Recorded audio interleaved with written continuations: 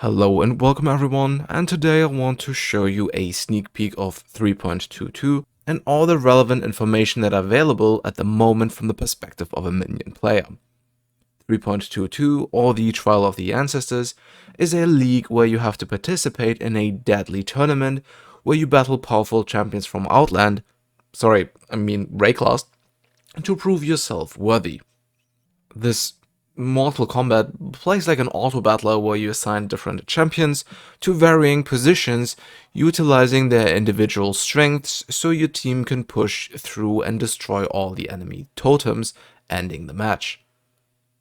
Unless a champion's totem is destroyed, they will respawn on death after a short period of time, which is also true for the player. Winning a match unlocks a range of generic rewards, including regular items and currency, but also league-specific items that can be used to upgrade your champions or recruit new ones. There are also different types of consumables that increase your odds of winning a match, consumable rewards that can be applied to passive points, transforming attributes into a variety of different stats, and a third type that are called omens, which you can put in your inventory and activate under specific conditions to grant you certain boons. In addition to the new items featured before, there are also a couple of new uniques and 16 new Atlas Keystones like Extreme Archaeology, which sets the number of available explosives to 1 while also supercharging it, granting huge radius and placement distance to that singular charge.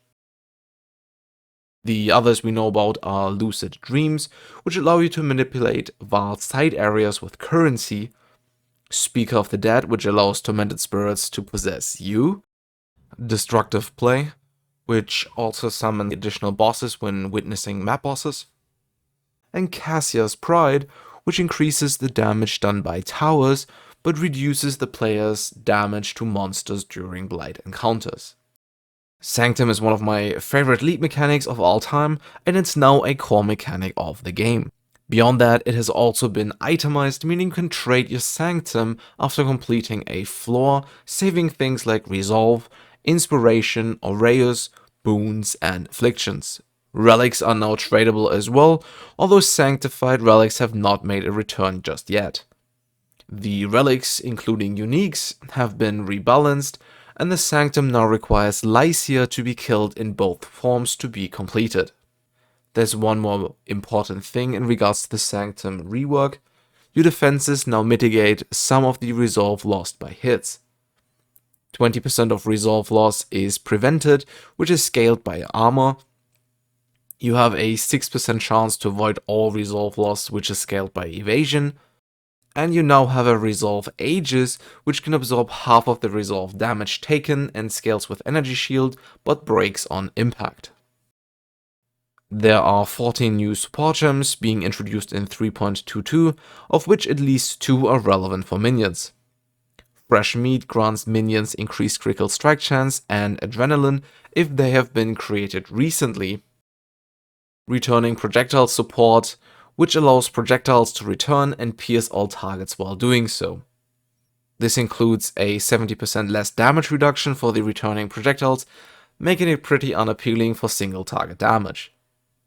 I'm also afraid that because of the introduction of returning projectile support, anomalous faster projectiles will be changed, which would throw back projectile-based minions to their 3.20 state.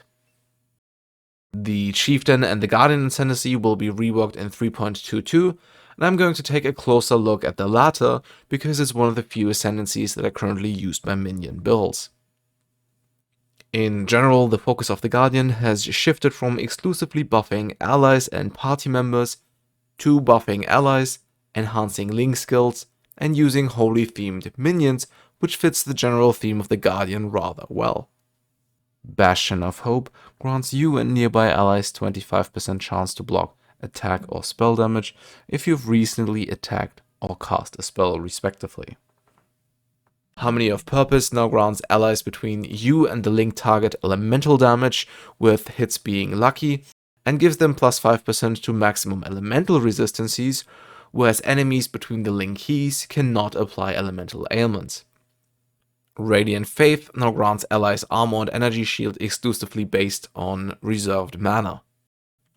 Unwavering Faith no longer grants additional physical damage reduction, but instead increases the recovery rate of life, mana, and energy shield by 5% per aura. Time of Need now removes curses and elemental ailments, as well as fully healing you every 4 seconds. Radiant Crusade no longer gives more damage and onslaught to allies, and instead gives you access to the minion skill Sentinel of Radiance, which will also take 10% of damage from your hits for you. Hopefully this minion also gives some of the bonuses that were previously found on the notable, because I have a hard time seeing this minion do a lot of damage, since it cannot be scaled by support gems. Unwavering Crusade now grants a 25% chance to trigger summon elemental Relic when you or nearby allies kill an enemy. Not quite sure how that damage scaling on this minion works.